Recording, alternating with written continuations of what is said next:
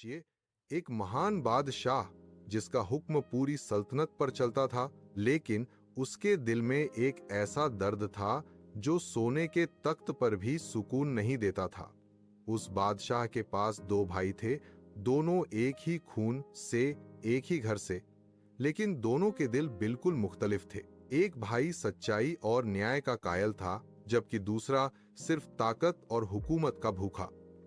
बादशाह जानता था कि उसके बाद सल्तनत का फैसला इन्हीं दोनों हाथों में होना है, लेकिन सवाल यह था, क्या तख्त का असली हकदार खून होता है या फिर किरदार?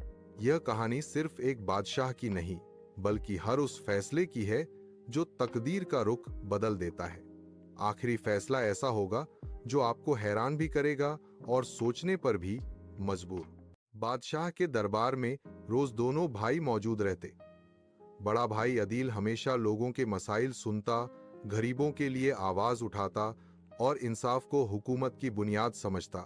दूसरी तरफ छोटा भाई कामरान, जो हमेशा तख्त की चमक और लोगों के खौफ को असली कुव्वत मानता था। कामरान के लिए हुक्म चलाना मकसद था, जबकि अदील के लिए रियायत की खिदमत।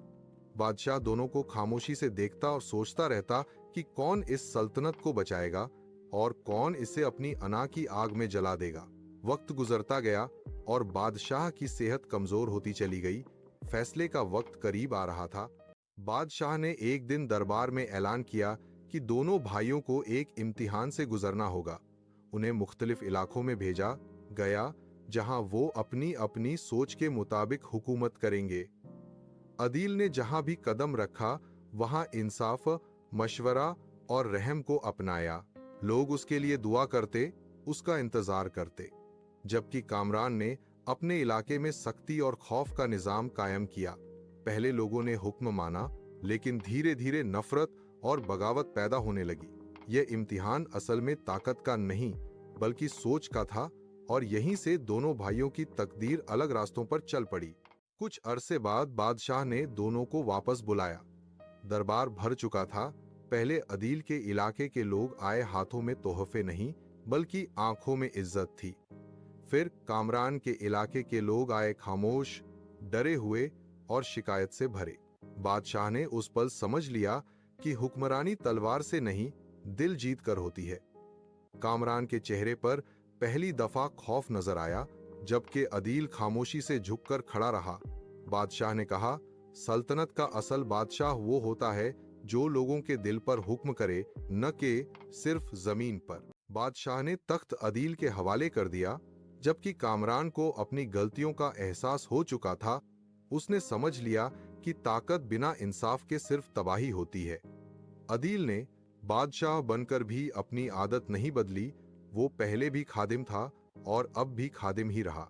यह कहानी हमें यह सिखाती है कि खून एक जैसा हो सकता है, लेकिन किरदार नहीं। जो शख्स लोगों के लिए जीता है, वही असल में तकदीर का बादशाह होता है। और याद रखिए, तख्त मिल जाना आसान है, लेकिन उसका बोझ सिर्फ वही उठा सकता है जिसका दिल साफ हो।